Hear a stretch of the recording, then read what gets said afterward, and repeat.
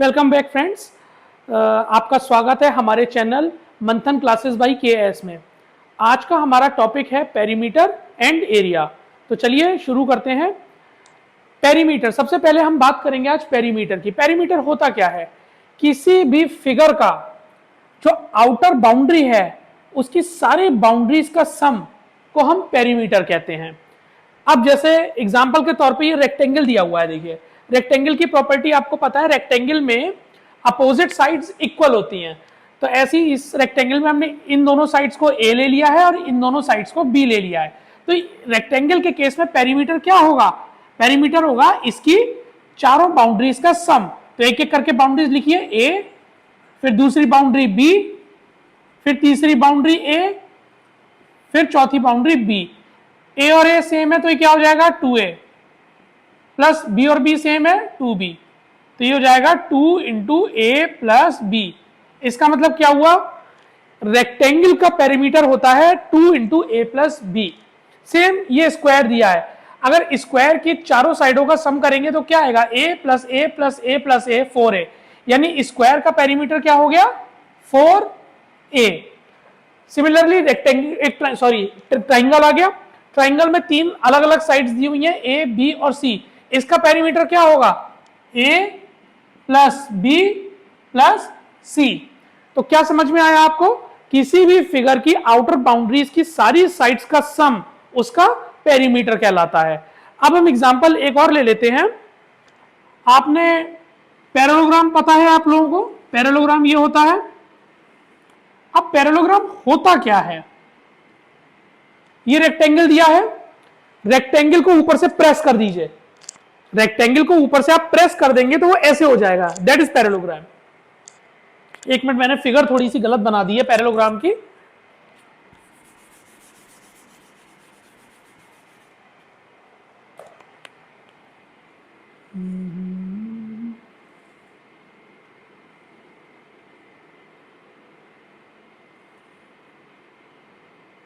ये है parallelogram.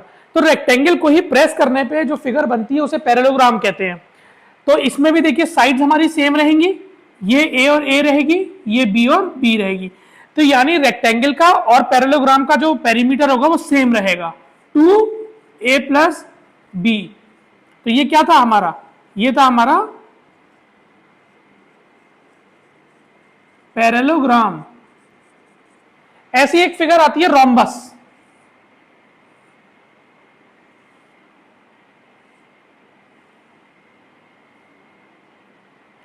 Rhombus क्या होता है? स्क्वायर को प्रेस कर दीजिए, स्क्वायर को प्रेस कर देंगे तो रोम्बस बन जाएगा। तो स्क्वायर की तरह इसमें भी इसकी सारी साइड्स इक्वल होती हैं। यह है रोम्बस। तो रोम्बस का भी पेरीमीटर क्या हो गया? 4a। तो पेरीमीटर आपको समझ में आया, एक डेफिनेशन समझ में आई कि किसी भी फिगर के आउटर बाउंड्री की सारी साइड्स का सम उसका पेरीमीटर होता है। आइए अब पेरीमीटर से रिलेटेड एक प्रॉब्लम सॉल्व कर लेते हैं। एक क्वेश्चन है कि perimeter of isosceles triangle is equal to perimeter of equilateral triangle. Side of equilateral triangle is 84 centimetre and length of unequal sides of isosceles triangle is 106 centimetre. तो length of equal sides of isosceles triangle हमें find out करनी है। अब देखिए इस question में दो triangles की बात हो रही है, आइसोसेलेस ट्राइंगल और इक्विलैटरल ट्राइंगल। आइसोसेलेस ट्राइंगल कौन सा होता है? जिसकी कोई दो साइड्स इक्वल होती हैं और एक डिफरेंट होती है। और इक्विलैटरल ट्राइंगल वो होता है जिसकी तीनों साइड्स इक्वल होती हैं। तो आइसोसेलेस ट्राइंगल में सपोज कीजिए ये दो साइड इक्वल है तो हमने इनको ए और ए मान लिया, तो दूसरी साइड बी मान ली। इक्विलैटरल ट्राइंगल में सारी साइड्स इक्वल होती हैं इसलिए सबको एक्स मान लिया। अब देखिए इसमें साइड्स हमें दे भी रखी हैं। Side of equilateral triangle is 84 centimetre, मतलब इक्विलैटरल ट्राइंगल की जो साइड है उसकी वैल्यू है 84 सेंटीमीटर। तो x की वैल्यू तो हमें पता चल गई। दूसरा, हमें length of unequal side of isosceles triangle is 106। Unequal side isosceles triangle की कौन सी हुई? जो इक्वल नहीं है, वो b हुई। तो b की वैल्यू दे रखी है हमें 106 सेंटीमीटर। अच्छा, क्वेश्चन में हमें दे रखा है कि पेरीमीटर दोनों ट्राइंगल का इक्वल है। तो आइसोसेलेस ट्राइंगल का पेरीमीटर क्या होगा? ये साइड ये साइड ये साइड का सम, यानी a plus A plus B, और एक किसके सम के इक्वल है? इक्विलेटरल ट्राइंगल के पेरीमीटर के इक्वल है। तो इक्विलेटरल ट्राइंगल का पेरीमीटर क्या होगा? x plus X plus X. यहां पे देखिए a और a 2a हो गया, प्लस b ऐसे ही रखा रहेगा, ये 3x हो गया। अब देखिए इसमें वैल्यूज फिट कर दीजिए जो जो हमें दे रखी हैं। a की वैल्यू हमें फाइंड आउट करनी है, हमें इक्वल साइड्स जो है आइसोसेलेस ट्राइंगल की वो फाइंड आउट करनी है। तो 2a ऐसे ही रहेगा, b की जगह में क्या रख दूं? 106, और x की जगह क्या आ जाएगा? 84, मतलब 3 इंटू 84। अब 2a plus 106 is equal to 3 into 84 कितना होता है? 252। अब ये जो 106 है ये उधर जाके माइनस हो जाएगा, तो 252 माइनस 106 जो कि होता है 146। तो a की वैल्यू कितनी हो गई?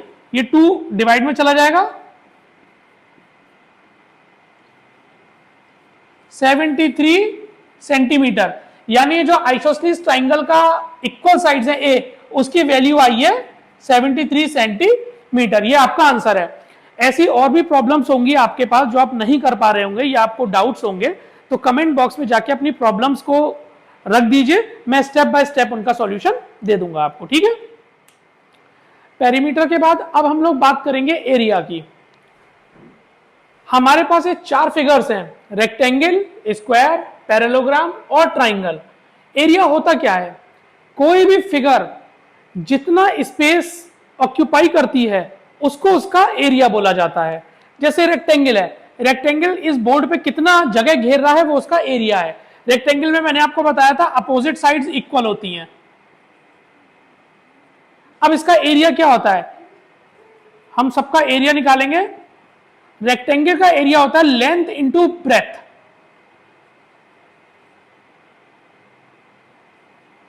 Length into breadth. इसकी लेंथ कितनी है रेक्टेंगल की? a, और ब्रेथ कितनी है? b। तो रेक्टेंगल का एरिया हो गया a इंटू बी। स्क्वायर में चारों साइडें बराबर होती हैं, हमने a मान ली, तो इसका एरिया कितना हो जाएगा? a इंटू ए, यानी a स्क्वायर। पैरेललोग्राम देखिए, पैरेललोग्राम में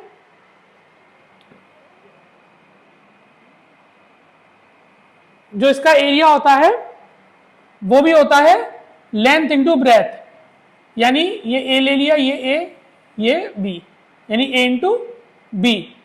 अब आते हैं ट्राइंगल में।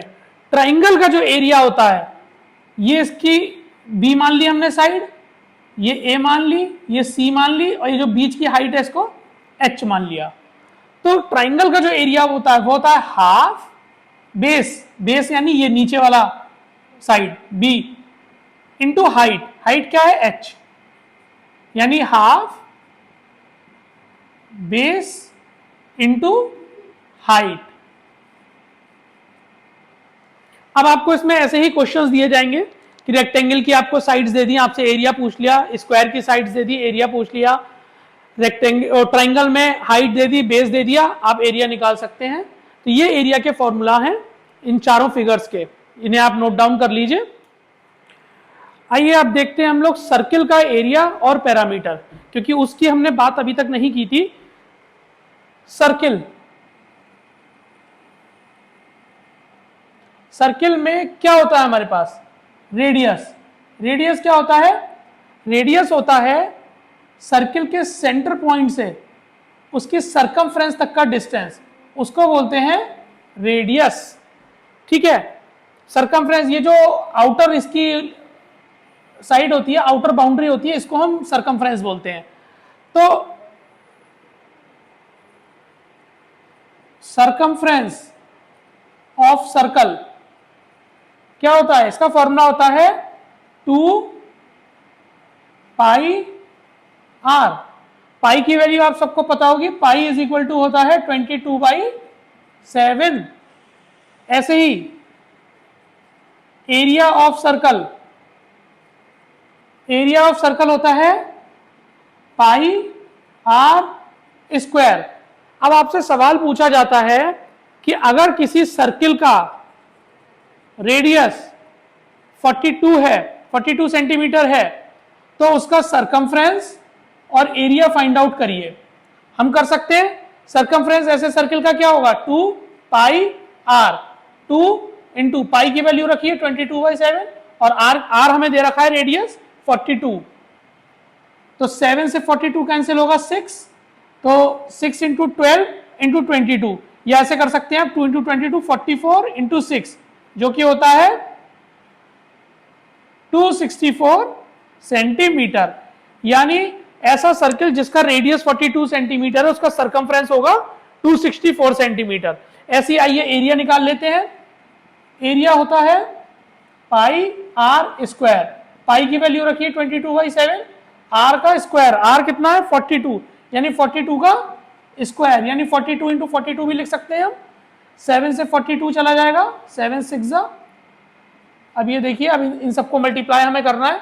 42 इंटू 6 कितना होता है 252। अब इस 252 को 22 से मल्टीप्लाई कर दीजिए, रफ में कर लेते हैं।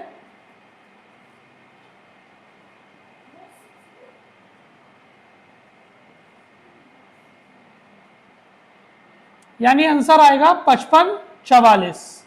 अब की बार होगा सेंटीमीटर स्क्वायर यूनिट। तो एरिया आ गया हमारा 5544 सेंटीमीटर स्क्वायर।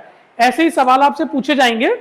अगर आपको कोई सवाल मुझसे पूछना है, कुछ भी है, तो आप कमेंट बॉक्स में अपना प्रश्न या क्वेश्चन जो भी है भेजिए, मैं उसका स्टेप बाय स्टेप जवाब दूंगा।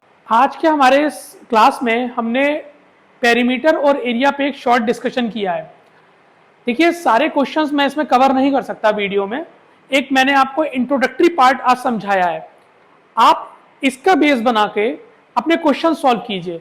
और अगर आपको किसी भी क्वेश्चन में डाउट आता है या कोई क्वेरी है तो आप हमारे कमेंट बॉक्स में जाके उस क्वेश्चन को लिखिए, मैं आपको तुरंत उसका स्टेप बाय स्टेप जवाब बना के दूंगा।